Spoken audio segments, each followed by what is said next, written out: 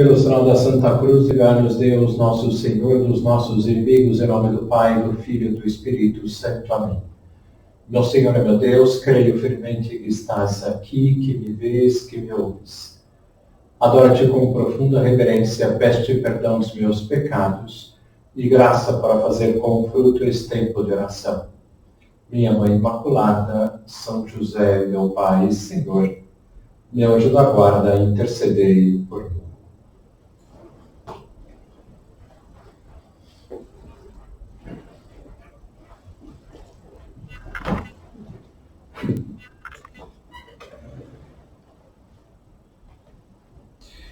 No recolhimento deste mês, nós veremos dois temas importantes da vida cristã: a Santa Missa e, em segundo lugar, nós meditaremos sobre a Eucaristia, mais concretamente sobre a comunhão. E eu queria começar essa meditação, que será sobre a Santa Missa, narrando um episódio que ocorreu com Jacó, quando ele estava fugindo de Esaú. Vamos lembrar essa cena, porque dela nós vamos tirar muito proveito para essa meditação. Então, vocês devem lembrar que o Esaú e Jacó eram irmãos, filhos de Isaac, e que o Esaú era o mais velho e, portanto, lhe cabia a primogenitura, era o primogênito. E o normal que continuasse assim, sendo o primogênito, pelo nascimento, né? E num determinado dia ele tinha saído para caçar e o Jacó estava almoçando, ia comer um prato de lentilhas. E o Esaú estava com muita fome, tanta fome, que ele decidiu, nessa hora, falando com Jacó, vender a sua primogenitura por aquele prato de lentilhas. E foi isso que aconteceu, né? Vendeu a sua primogenitura. No entanto, para que essa primogenitura, porque era dela que viria o Salvador, posteriormente, para que essa primogenitura passasse para o Jacó, o Isaac, antes de falecer, ele deveria dar uma bênção, a bênção da primogenitura. E é interessante que a Rebeca, a esposa de Jacó, a esposa de Isaac e mãe de Jacó e de Esaú, ela estava do lado de Jacó. E ela queria que o Jacó ficasse com a primogenitura. E eles combinaram de, antes do falecimento de Isaac, sendo que já era bastante ancião, em determinada ocasião, e também cego, então isso facilitou, vamos dizer assim, essa trama que eles fizeram, que era de Jacó passar por Esaú. E o Esaú era mais peludo e tal, então o Jacó ele vai vestir um colete de pele de carneiros, vai tentar ali imitar com a voz. O Esaú não vai conseguir muito, mas o fato é que eles conseguem enganar Isaac, e Isaac faz a bênção de primogenitura para o Jacó. Logo em seguida, em que momento que eles fizeram isso? No momento que Esaú tinha saído para caçar. E aí o Esaú volta para casa e fica sabendo o que aconteceu.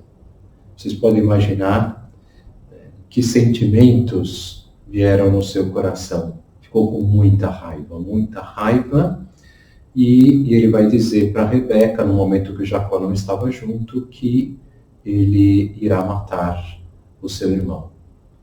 A Rebeca, protegendo, Jacó vai dizer isso a ele e vai dizer para ele, para o seu filho, para ele fugir, para ele ir embora de casa, pelo menos por um tempo. E que vá, a sugestão dela, até a casa do seu irmão Labão, que morava ali na cidade de Harã, em Padã Arã, na região de Padã Arã. E nesse momento a Bíblia ela vai descrever esse episódio assim. Jacó, partindo de Bersabéia, tomou o caminho de Arã. Chegou a um lugar e ali passou a noite, porque o sol já se tinha posto. Serviu-se como travesseiro de umas pedras que ali se encontravam. E dormiu naquele mesmo lugar. E teve um sonho. Viu uma escada que, apoiando-se na terra, tocava o cimo do céu. E anjos de Deus que subiam e desciam pela escada. No alto estava o Senhor que lhe dizia: Eu sou o Senhor, o Deus de Abraão, o Deus de Isaac, teu pai. Darei a ti, a tua descendência, a terra em que estás deitado. Então você vê que aqui é a promessa da primogenitura que Deus, ou seja, Deus está aceitando aquela primogenitura de Jacó e fazendo aquela promessa de uma grande posteridade, né? Tua posteridade será tão numerosa como os grãos de poeira no solo. Tu te estenderás para o ocidente, para o oriente, para o norte e para o meio-dia. E todas as famílias da terra serão benditas em ti e em tua posteridade. Estou contigo para te guardar onde quer que fores, e te reconduzirei a esta terra, e não te abandonarei sem ter cumprido o que te prometi. E aí então segue a narrativa dizendo que Jacó se despertou do sono e exclamou: Em verdade o Senhor está neste lugar. Eu não o sabia. E cheio de pavor, disse: Quão terrível é este lugar! É nada menos que a casa de Deus. É aqui a porta do céu. No dia seguinte, pela manhã, tomou Jacó a pedra sobre a qual repousara a cabeça e a erigiu em estela, em altar, derramando óleo sobre ela. Deu o nome de Betel a este lugar que antes se chamava Luz. Jacó fez então este voto: se Deus for comigo, se Ele me guardar durante esta viagem que empreendi, e me der pão para comer e roupa para vestir, e me fizer voltar em paz para a casa paterna, então o Senhor será o meu Deus. Esta pedra da qual fiz uma estela será uma casa de Deus, e pagarei o dízimo de tudo o que me derdes. Muito bem. Esse é o episódio que gostaria que nós considerássemos, que meditássemos. Podemos fazer muitas perguntas a respeito desse acontecimento. E a primeira pergunta que nós podemos fazer é essa: o que é essa escada que Jacó viu nesse sonho? Então a igreja, ela vai dizer que essa escada é um símbolo da Santa Missa. Por quê?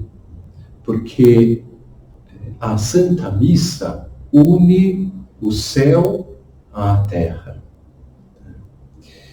O pecado original, ele rompeu esta ligação entre o céu e a terra, rompeu esta ligação entre Deus e nós. E apesar de Deus não nos abandonar em nenhum momento, o pecado colocava uma barreira entre nós e Deus. E que foi sanada essa barreira, nós sabemos, com a morte de Cristo na cruz. Então, o que Jacó viu nesse sonho foi a promessa da salvação, a promessa da redenção, quando novamente se uniria o céu à terra. E como em cada missa Jesus morre na cruz, realiza a redenção, em cada missa se renova esta união salvadora do céu com a terra. Diz também esta passagem que no alto estava o Senhor. Vocês lembram? E o que ele disse? Ele vai dizer assim: Eu sou o Senhor, o Deus de Abraão, teu pai, e o Deus de Isaac. Darei a ti e a tua descendência a terra em que estás deitado. Tua posteridade será tão numerosa como os grãos de poeira no solo. Tu te estenderás para o ocidente e para o oriente, para o norte e para o meio-dia, e de todas as famílias da terra serão benditas em ti e em tua posteridade.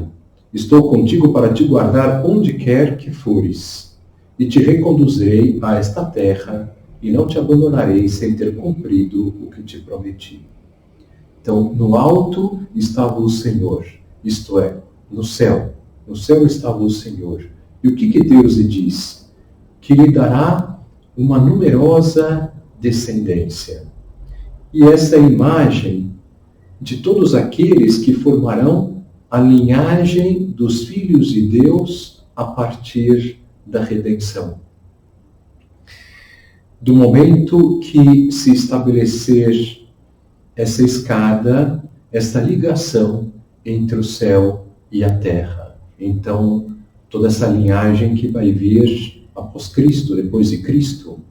Cristo vai morrer na cruz, vai nos salvar, e através da graça nós nos tornaremos, concretamente do batismo, começando pelo batismo, nos tornaremos seus filhos, abrindo então para nós a porta da salvação.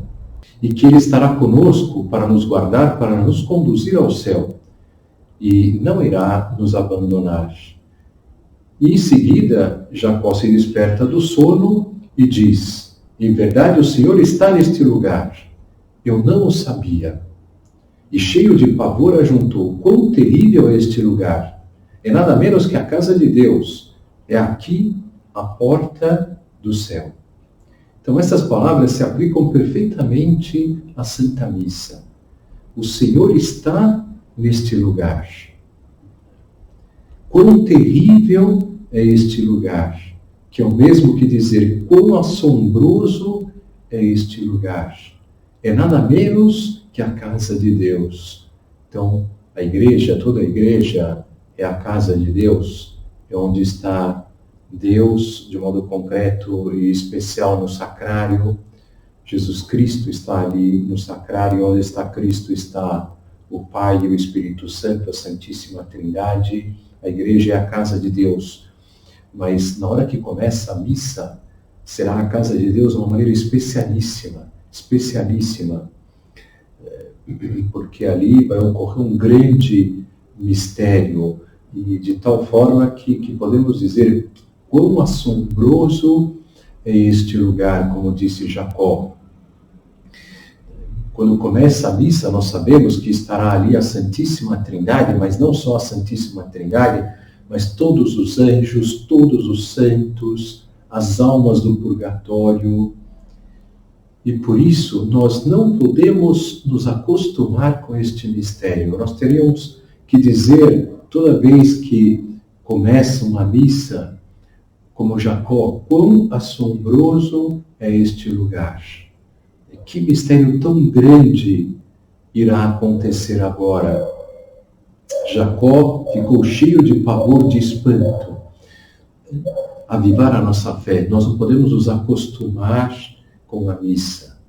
A missa é o maior mistério que ocorre na Terra, o maior milagre que ocorre na Terra. E Jacó ele termina dizendo assim: aqui é a porta do céu. Aqui é a porta do céu. De fato, a missa é a porta do céu, porque ela nos comunica com o céu, como acabei de dizer, nos dá os meios para alcançarmos o céu. É o momento na missa que nós estamos mais perto do céu aqui na terra. Em nenhum outro momento estamos mais perto de Deus. Faz pensar a missa naquele filme, A Porta do Céu. Estava lembrando ao preparar essa meditação, e a verdade é que nem sei exatamente se o título desse filme é esse, A Porta do Céu, mas eu me lembro da seguinte cena ali no começo, de uma pessoa, algumas pessoas que queriam cruzar uma porta que era cheia de símbolos, e para você poder cruzar essa porta você tinha que decifrar os símbolos que estavam ali, que eram em hieróglifos, e até que um deles consegue e ele cruza esse portal e ele vai para outro mundo. Então, bem a imagem que nós estamos dizendo aqui, né, que a missa é a porta do céu. A missa, ela comunica a terra ao céu. A missa nos leva para o céu. Em seguida, a Bíblia diz assim, que no dia seguinte, pela manhã, tomou Jacó a pedra sobre a qual repousara a cabeça e a erigiu em altar, derramando óleo sobre ela. Deu o nome de Betel a este lugar que antes se chamava Luz. Então, interessante isso, né? Que Jacó erigiu um altar. Ou seja, mais uma imagem da missa. Como, de fato, esse sonho de Jacó é a prefiguração da Santa Missa.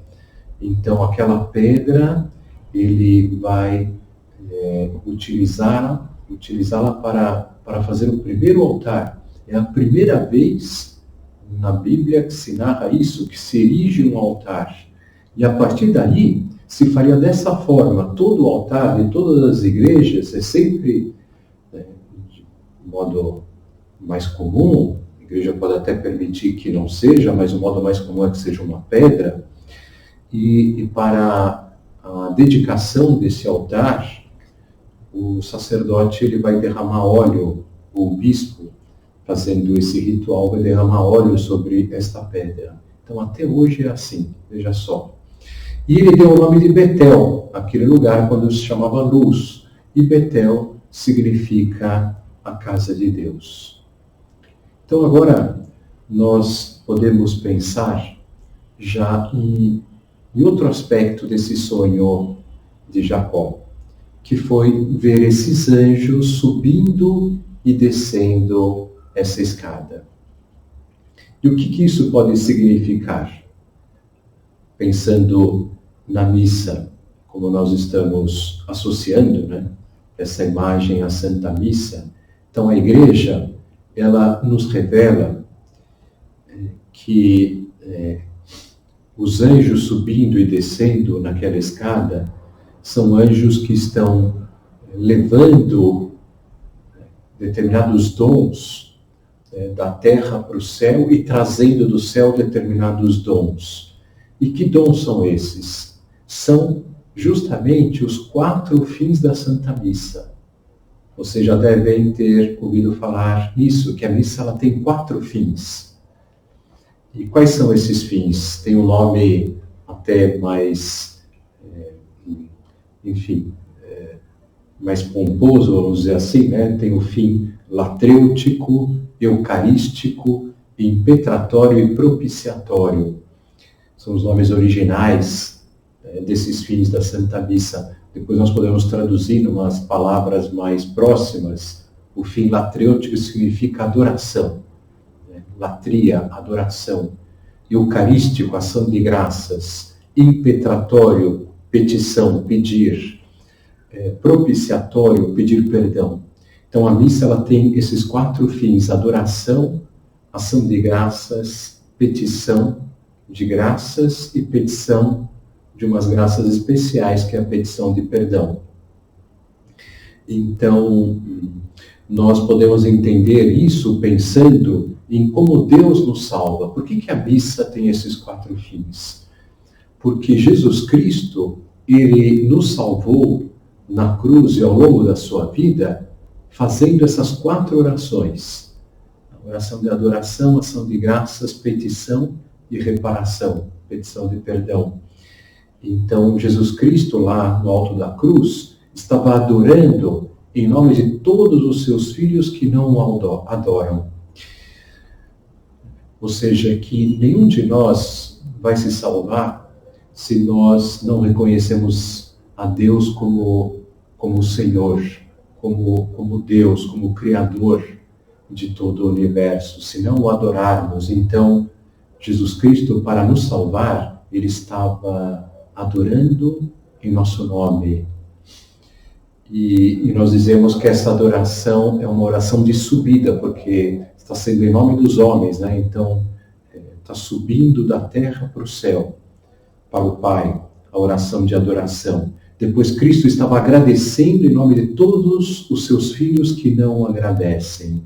Porque também, para que nós sejamos salvos, nós precisamos reconhecer que Deus é a fonte de toda a nossa vida, é a fonte de tudo, e, consequentemente, agradecer e sermos muito agradecidos por tudo que Deus nos dá.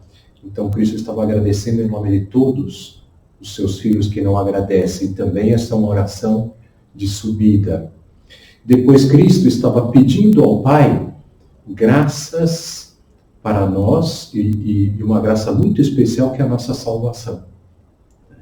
Então, essa oração, nós dizemos que é de descida, porque é do Pai para nós, né? Do céu para a terra. E estava pedindo o perdão dos nossos pecados, também trazendo essa graça, esse dom do céu para a terra.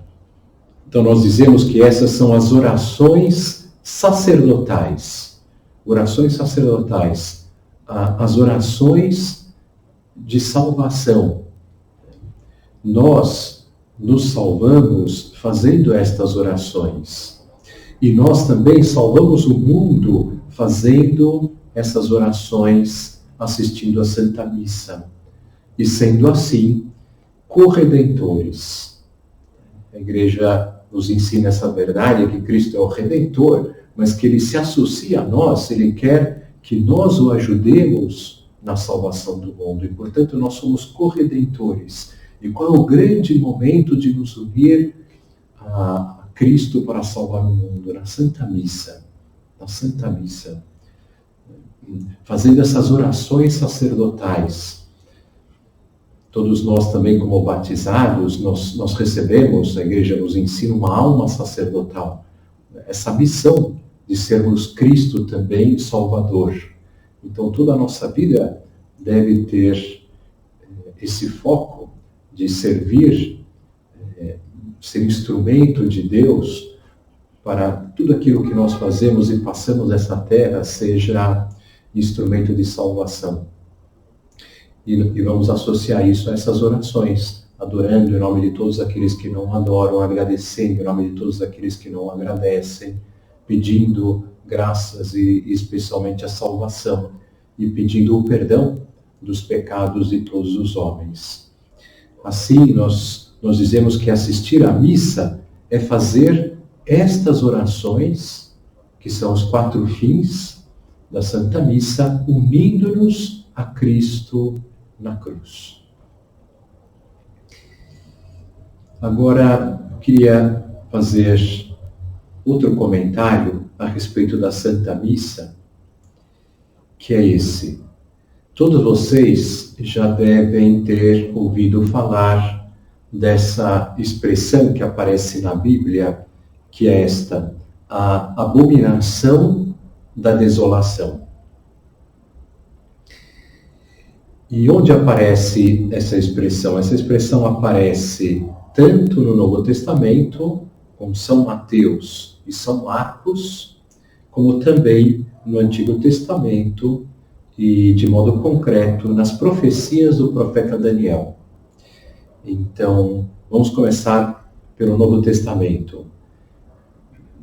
Nosso Senhor dizendo: quando virdes estabelecida no lugar santo a abominação da desolação, que foi predita pelo profeta Daniel, o leitor entenda bem. Pois continua, mas queria só lembrar estas palavras de Nosso Senhor. Depois São Marcos, Nosso Senhor, São Marcos recolhe também essas palavras de Nosso Senhor. Quando virdes a abominação da desolação no lugar onde não deve estar, o leitor entenda, então os que estiverem na Judéia fujam para os montes. E aí continua essas palavras de Cristo. E agora as palavras do profeta Daniel. Concluirá com muitos uma sólida aliança por uma semana, e no meio da semana fará cessar o sacrifício e a oblação. Sobre a asa das abominações virá o devastador, até que a ruína decretada caia sobre o devastado. Isso é no capítulo 9, depois no capítulo 11, Daniel diz assim: tropas sob sua ordem virão profanar o santuário, a fortaleza. Farão cessar o holocausto perpétuo e instalarão a abominação da desolação. E no capítulo 12 diz assim: desde o tempo em que for suprimido o holocausto perpétuo e quando for estabelecida a abominação da desolação, transcorrerão 1290 dias. Então, o que é a abominação da desolação? Ela se refere à maior abominação que pode ocorrer aqui na Terra. O pior mal que o homem pode fazer aqui na Terra, o pior pecado. E que pecado é esse? A supressão do holocausto perpétuo. A supressão da Santa Missa. Isso é uma profecia. E isso ocorrerá, infelizmente, no fim dos tempos. E essa profecia está associada ao anticristo, que também virá à Terra. E ele é que suprimirá a Santa Missa. A missa não poderá ser celebrada, pelo menos de um modo, enfim, normal, nas igrejas.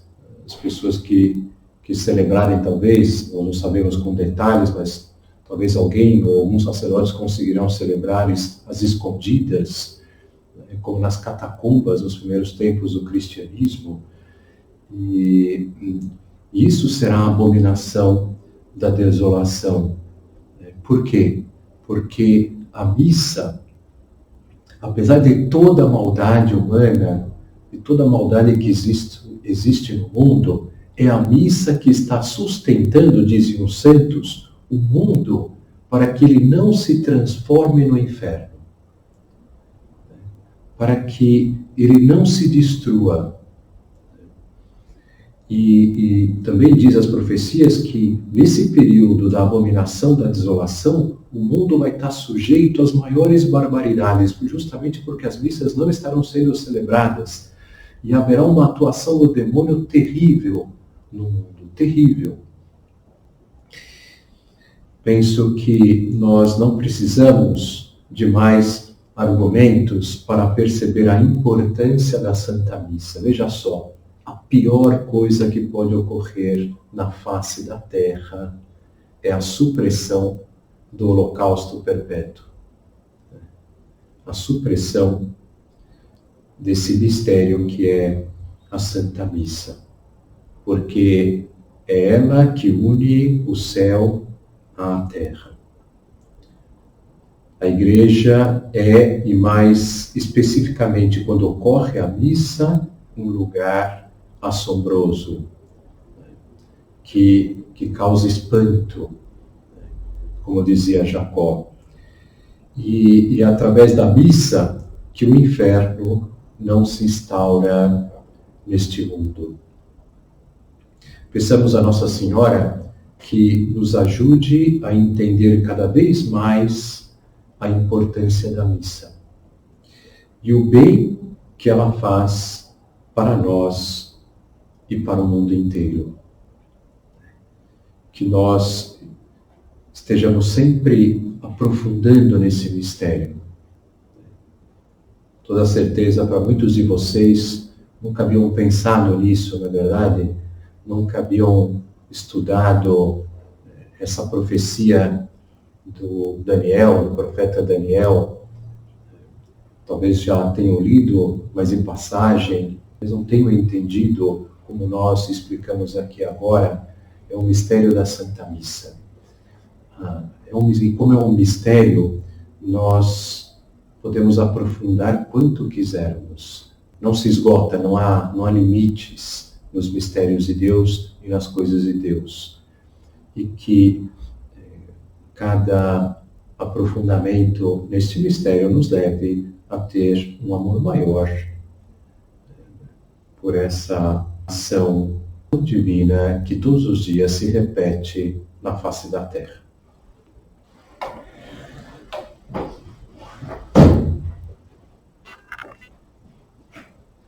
Dou-te graças, meu Deus, pelos bons propósitos, afetos e inspirações que me comunicaste nesta meditação. Peço-te ajuda para os pôr em prática.